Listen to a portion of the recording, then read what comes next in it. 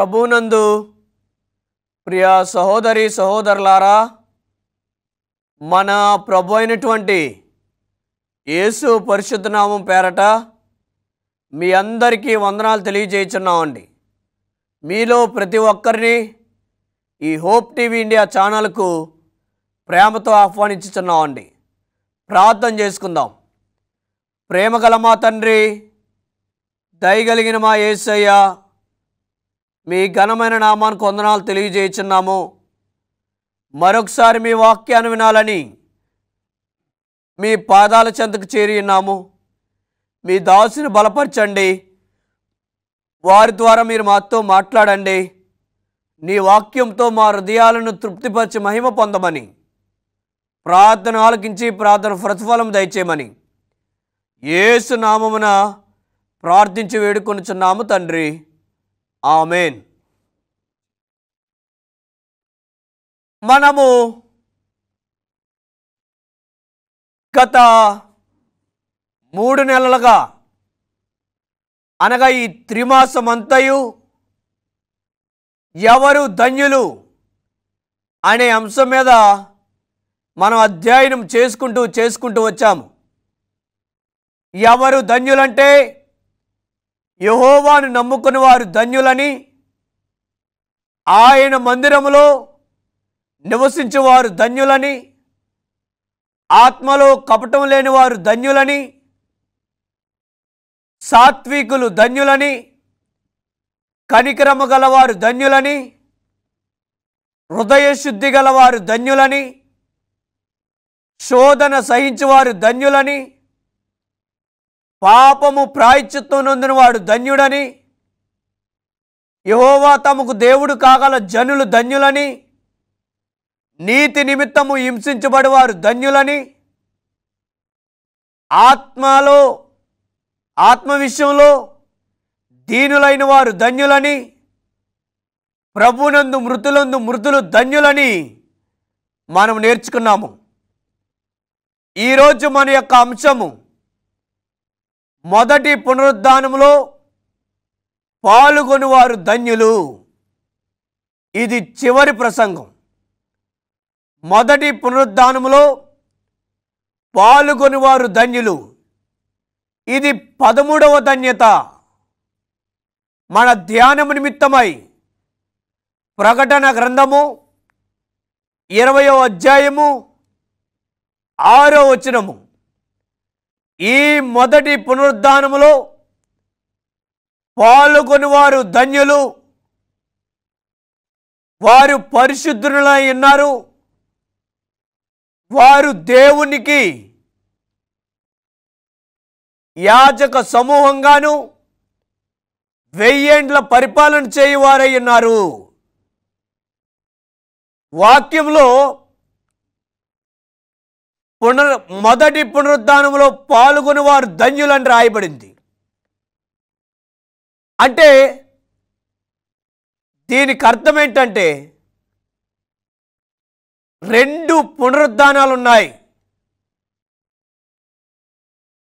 మొదటి పునరుద్ధానము, 2వ పునరుద్ధానము.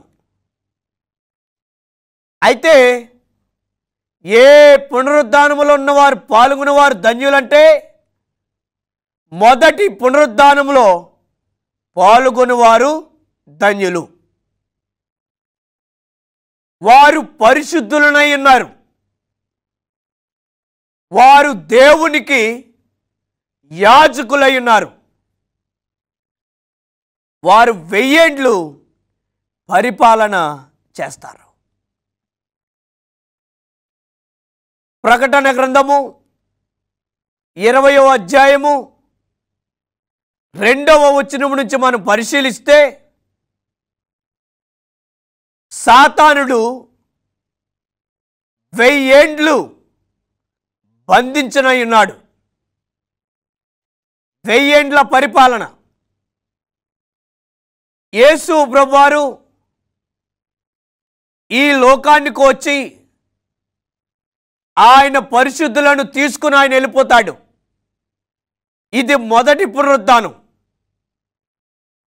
దుర్మార్గులేమో మరణిస్తారు, పరిశుద్ధులేమో యేసుతో ఉంటారు. పరిశుద్ధులు అనబడిన వారు యేసు తీసుకుని వెళ్ళిపోతాడు. దుర్మార్గులైన వారు సమాధులలో ఉంటారు. అప్పుడు సాతానుడు ఒంటరివాడైపోతాడు. సాతానుడు ఒంటరిగా ఉంటాడు. 1000 ఏండ్లు పరిపాలన జరగబోతుంది. దీని యొక్క వివరాలు మనం నేర్చుకుందాం. ఇంకా వాక్యంలోనికి మనం వెళ్దాం. చూడండి. అయితే పునరుద్ధానాలు 2 ఉన్నాయి. ఒకటి, మొదటి పునరుద్ధానంలో పాల్గొని వారు ధన్యులు. అయితే వాక్యములను చూద్దాం. చూడండి. రోమీలకు రాసిన పత్రిక 5వ అధ్యాయము 12వ వచనం ఏం రాయబడింది? ఒక మనుషుని ద్వారా పాపము, ఆ పాపము ద్వారా మరణము లోకమందంతటా సంప్రాప్తమాయెను. చూసారా? మరణం వచ్చింది లోకంలోనికి. సాధారణమైన మరణం. మరణాలు కూడా 2 మరణాలున్నాయి. మొదటిది సాధారణమైన మరణం, అంటే అందరూ మరణిస్తారు. సింహాసనం మీద కూర్చున్న రాజు మొదలుకొని చెరసాల్లో ఉన్న ఖైదీ వరకు అందరూ మరణించవలసిందే. నువ్వు రాజువైనా, మంత్రివైనా, ప్రధానమంత్రివైనా, ముఖ్యమంత్రివైనా, నీవెవ్వరువైనా ఖచ్చితంగా మనం చనిపోవాలి. మనం మరణించాలి. ఎందుకంటే ఒక మనుషుని ద్వారా వచ్చింది ఈ మరణం. లోకమందంతటా సంప్రాప్తమాయెను. చూసారా? లోకమందంతటా ఈ మరణం వచ్చింది. రెండో మరణం ఒకటి ఉంది. అది నిత్యమైన మరణం. ఆ రెండవ మరణం కనుక మరణిస్తే మరి మనం పునరుద్ధానం కాలేము. ఇది మొదటి మరణం అందరికీ వస్తుంది. మరి పునరుద్ధానాలు కూడా 2 ఉన్నాయని చెప్పుకున్నాం కదా. వాక్యములో నుంచి మనం చూద్దాం. చూడండి. యోహాను సువార్త 5వ అధ్యాయము 28-29 వచనాలు. ఇదిగో ఒక కాలము వచ్చుచున్నది, ఆ కాలమందు సమాధులు తెరవబడతాయి, మేలు చేసిన వారు జీవ పునరుద్ధానములోనికి, కీడు చేసిన వారు తీర్పు పునరుద్ధానములోనికి వెళ్తారు. 2 పునరుద్ధానాలు ఉన్నాయి. చూశారు కదండి. మేలు చేసిన వారేమో జీవ పునరుద్ధానములోనికి వెళ్తారు, కీడు చేసిన వారేమో తీర్పు పునరుద్ధానములోనికి వెళ్తారు. అయితే జాగ్రత్తగా మీరు వాక్యాన్ని పరిశీలించండి. మొదటి పునరుద్ధానములో ఎవరు పాలు పంపులు పొందుతారు అనంటే పరిశుద్ధులైన వారు మొదటి పునరుద్ధానములో పాలు పంపులు పొందుతారు. చెడ్డవారు పొందరు. క్రీస్తునందు ఉన్నవారే మొదటి పునరుద్ధానములో పాలు పంపులు పొందుతారు. నీవు క్రీస్తులో లేకపోతే నీవు పునరుద్ధానం అవ్వవు. మొదటి పునరుద్ధానం అండిది. యేసు ప్రభువారు వచ్చినప్పుడు ఆయన రెండోసారి వస్తారు కదండి. ఆయన రెండోసారి వచ్చినప్పుడు పరిశుద్ధులైన వారు మొదట లెగిస్తారు. క్రీస్తునందున్నవారు వారిని తీసుకుని ఆయన వెళ్ళిపోతాడు పైకి ఆకాశానికి. కింద ఎవరుంటారు అప్పుడు? పరిశుద్ధులందరినీ తీసుకుని వెళ్ళిపోతే కింద ఎవరుంటారండి? పాపులు, దుర్మార్గులు ఉంటారు. వారు మరణిస్తారు, సమాధుల్లో ఉంటారు. జాగ్రత్తగా మరలా చెప్తున్నాను, జాగ్రత్తగా వినండి. దేవుడు తన శేషించిన సంఘానికి అందించిన వర్తమానాన్ని మీరు పరిశీలించండి. ఇదే సత్యము, ఇదే నిత్యము. దీన్ని మీరు జాగ్రత్తగా వినాలి, పరిశీలించండి, మరలా వినండి. వాక్యం ఒకసారి అర్థమవ్వకపోతే మరలా వినండి, సత్యాన్ని మీరు కనుగొంటారు. పరిశుద్ధులైన వారు యేసు ప్రభువారితో ఉంటారు. అనగా క్రీస్తునందు ఉండి మరణించిన వారు జీవ పునరుద్ధానములో వారు ఉంటారు. ఇది మొదటి పునరుద్ధానం. పరిశుద్ధులు మాత్రమే దాంట్లో ఉంటారు. లేవి కాండము 20వ అధ్యాయము 6వ వచనంలో ఏం రాయబడింది? మీరు నాకు పరిశుద్ధ జనమై ఉన్నారు. మొదటి దశలోనికి రాసిన పత్రిక 4వ అధ్యాయము 3వ వచనంలో మీరు పరిశుద్ధులై ఉండుటే దేవుని యొక్క చిత్తము.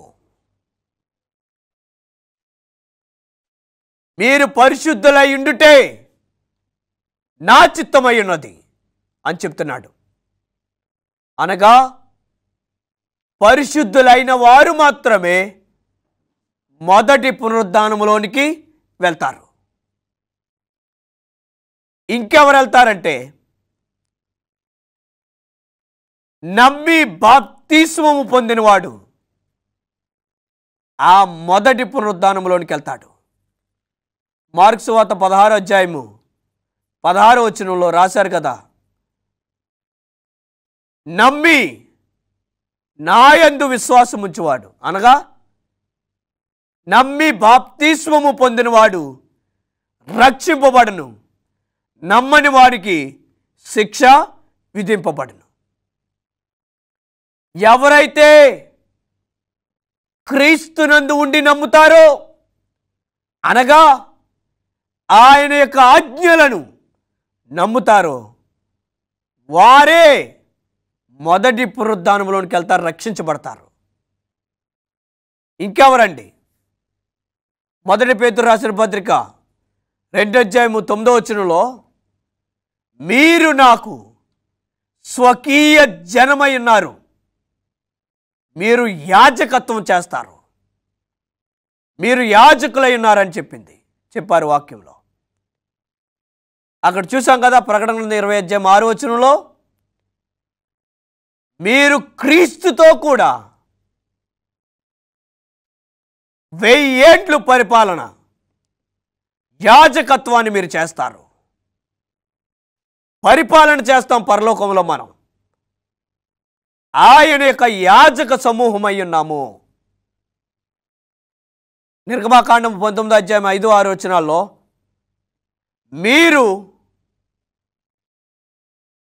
నా యొక్క ఆజ్ఞలను, నా కట్టడలను, నా విధులను మీరు గైకున్నారు కనుక మీరు యాజకత్వం మీరు చేస్తారు.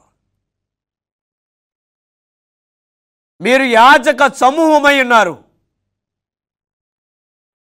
యాజకత్వం మీరు చేస్తారు అని చెప్పారు. ఎవరైతే ఆయన ఆజ్ఞలు గైకుంటారో వారు పరలోకంలో పరిపాలన చేయబోతున్నారు యేసుతో కలిసి. యేసుతో కలిసి వారు యాజకత్వాన్ని చేయబోతున్నారు. ఎవరంటే వారు మొదటి పునరుద్ధానంలో పాల్గొనేవారు. అయితే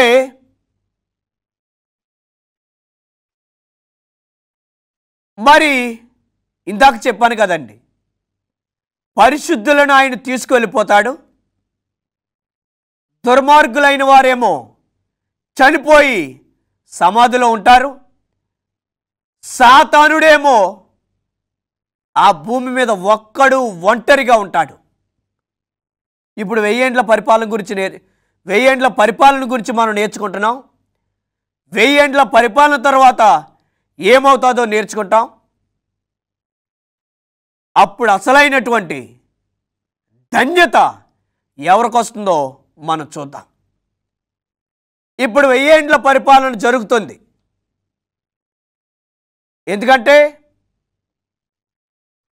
యేసు ప్రభువు రెండోసారి ఆయన వస్తున్నారు. వచ్చిన తర్వాత పరిశుద్ధులను ఆయన తీసుకువెళ్ళిపోతాడు.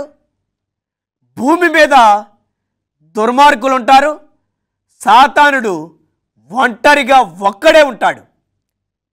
1000 ఏండ్ల పరిపాలన కాలంలో ఇలా జరగబోతుంది. పరిశుద్ధులందరూ యేసుతో కలిసి ఆయనను ఆరాధిస్తారు పరలోకంలో.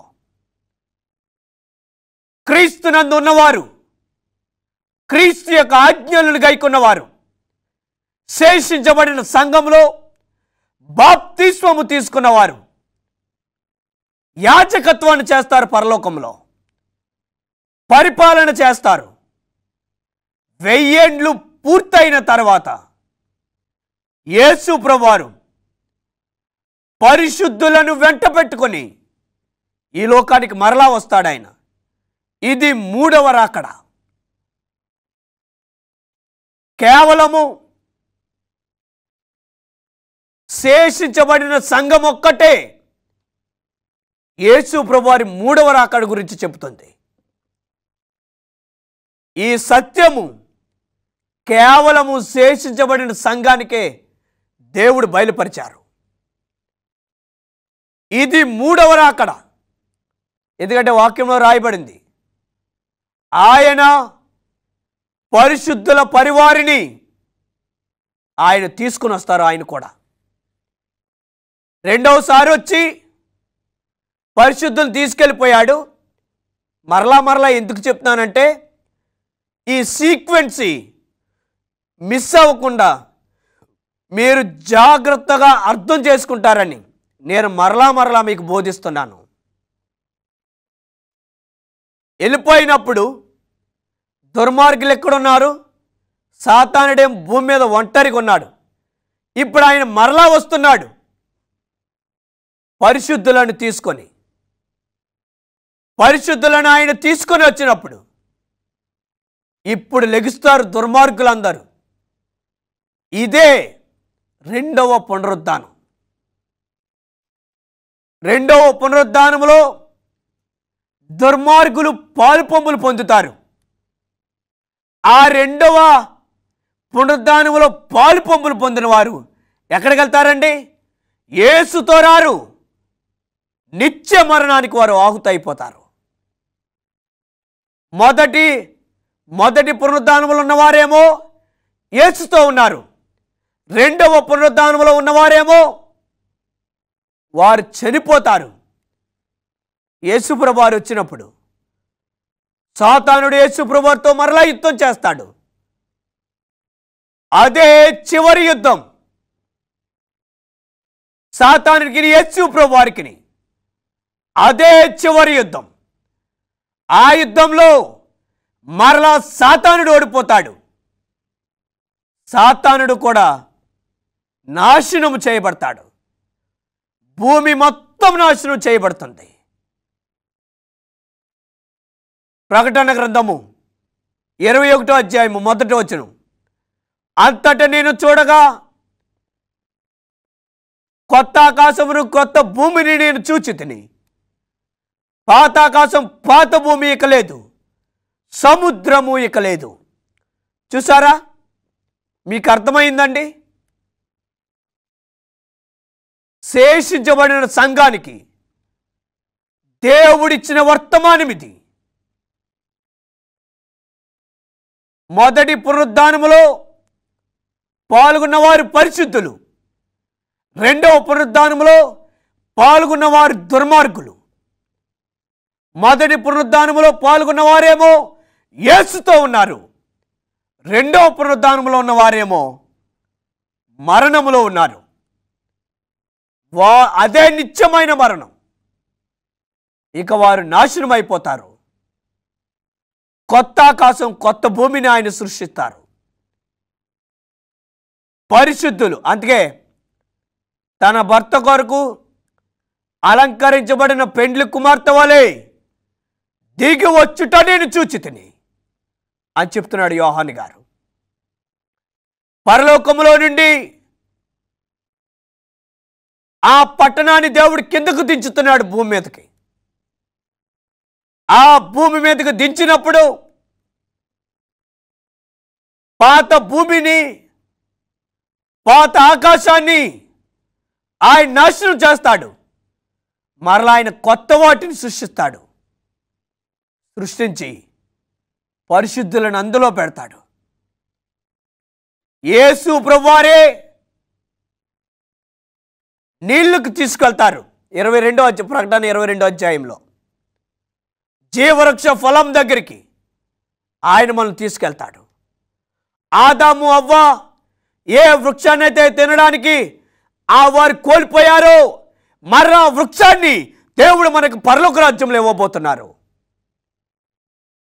పరలోక రాజ్యంలో ఆయనతో కలిసి మనం ఉండబోతున్నాము. ఆయనతో కలిసి భోజనం చేస్తాం. ఆయనతో కలిసి మనం జీవవృక్ష ఫలాన్ని తింటాం. ఆయనతో కలిసి జీవ జలాలను మనం తాగబోతున్నాం. ఈ ధన్యత మీకు కావాలంటే ఆయన యందు మీరుండండి. మొదటి పునరుద్ధానములో మీరు పాల్గొనండి. మీరు ధన్యులవుతారు. ఈ మొదటి పునరుద్ధానములో మీరు పాల్గొనకపోతే మీరు ధన్యులు కారు. యేసుతో కలిసి జీవవృక్ష ఫలాన్ని తినే అదృష్టాన్ని మీరు కోల్పోతారు. ఆదామైతే ఒక్కసారి కోల్పోయాడు. ఆయన రెండోసారి వచ్చినప్పుడు ఆదాముని కూడా ఆయన చూస్తాడు. మరలా ఏమో అవకాశం ఆదాముకి రావచ్చు, రాకపోవచ్చు. కానీ